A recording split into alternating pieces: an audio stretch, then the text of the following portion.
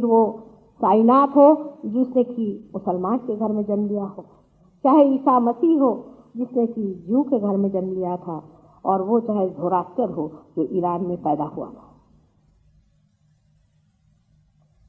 इस तरह की फालतू की जाति पाति की कल्पना बना करके हमने देश का इतना नाश करके रखा हुआ।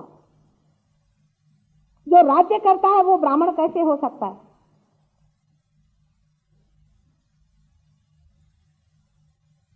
जो राज्य करता है वो क्षत्रिय है, क्योंकि वो अब भी सत्ता में खोज रहा है। जो सत्ता में खोजता है वो क्षत्रिय है, वो ब्राह्मण नहीं।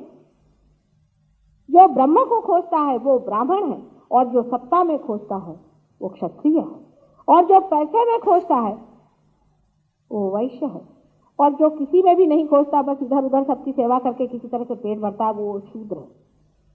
जिनको आज हम शूद्र समझ रहे हैं वो ब्राह्मण से भी ऊंचे महाब्राह्मण कहने चाहिए हैं, और जिनको हम ब्राह्मण करके बहुत बड़ा अधिकार दे करके मंदिरों में सबको भ्रष्टता में डाल रहे हैं,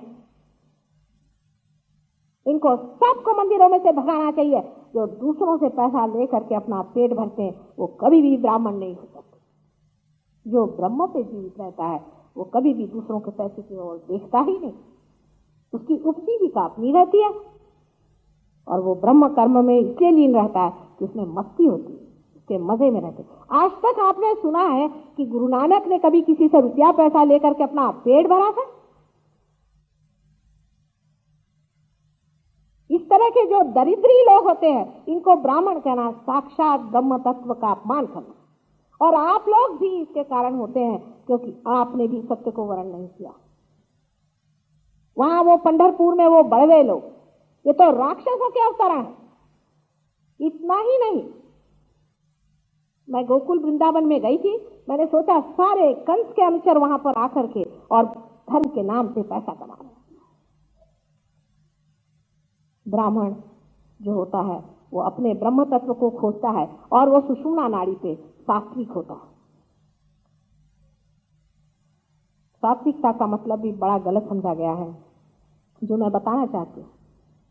बहुत से लोग आजकल ये भी अर्थ लगाते हैं कि कोई अगर सात्विक हो जाए तो उसे डंडों से मारिए, उसको चुप रहना चाहिए। यही करते आए हैं आज तक अकलमंदी।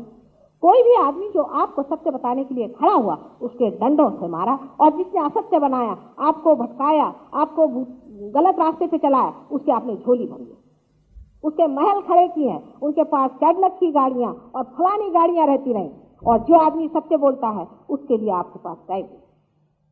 जब टाइम है तो उसको मार डालो, उसको जहर दो, नहीं तो उसको सूली पे टांगो, उसका बुरा हाल कर दो, उसकी सारी किताबें उठा करके नदी में फेंक दो। ये हमने ब्राह्मणों का हाल कर रखा था और रखा है, आज भी हम उसी दशा में हैं। आज भी हम यही करते आ रहे हैं। अच्छा, अगर इधर से इस चीज से अगर छूटे, धर्मांधता को लेकर के छूटे, तो हम जब दूसरी साइड में जाते हैं, अब यही आप देख लीजिए, ये जो लेफ्ट साइड है इससे आदमी की धर्मांधता बनती है। तो राइट साइड में आता है कि छोड़ो इस सब चीज को, भगवान नहीं, कुछ नहीं, सब कुछ छोड़ करके हम साइंस की ओर बढ़ रहे हैं। वो अपनी राइट साइड है। लेफ्ट साइड से आदमी अपने इमोशंस को बनाता है, अपनी भावनाओं को बनाता है। अपने देश में लोग भावनात्मक हैं, ज्यादा अधिक हैं। अपना बच्चा, अपना बेटा, अपना घर, अपनी पत्नी, ये सब विचार है। कुटुंब व्यवस्था अच्छी है, लेकिन राजकीय व्यवस्था खत्म। प्रदेश में राजकीय व्यवस्था अच्छी है, इकोनॉमिक व्यवस्था अच्छी है, लेकिन कुटुंब व्यवस्था एकदम खत्म। उनकी राइट साइड जगी हुई है और हमारी लेफ्ट साइड। इन दोनों के बीचों बीच जो सुषुम्ना नाड़ी है उसे पाने का, लेकिन उसमें पाना बहुत मुश्किल है, उसमें चढ़ना बहुत मुश्किल है, क्योंकि आप देख रहे हैं कि वो बीच में कटी हुई है। जैसे कि 3 सीढ़ियां हैं, एक लेफ्ट में, एक राइट में और एक बीच में है जो अधूरी है। यही अधूरापन है जिसे मैं आपसे कह रही थी कि इस अधूरेपन को पूरे करे बगैर आपको आत्मा के दर्शन नहीं हो सकते। अब इसे हमारे साइंटिफिक लैंग्वेज में मैंने आपसे कहा था कि लेफ्ट और राइट सिंपैथेटिक नर्वस सिस्टम कहते हैं।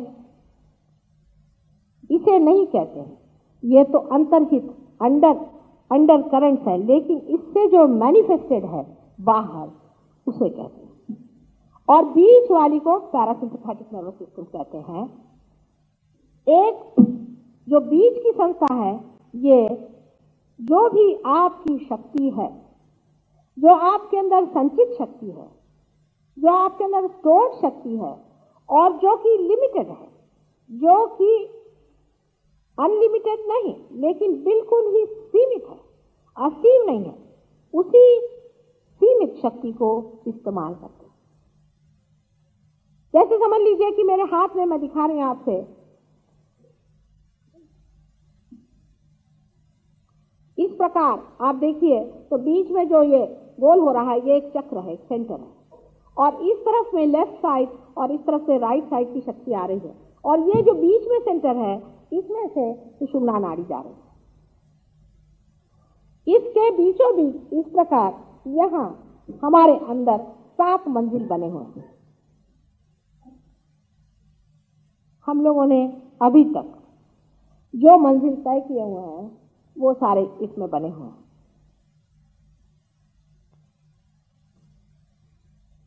ये कुंडलिनी शक्ति जो नीचे में है,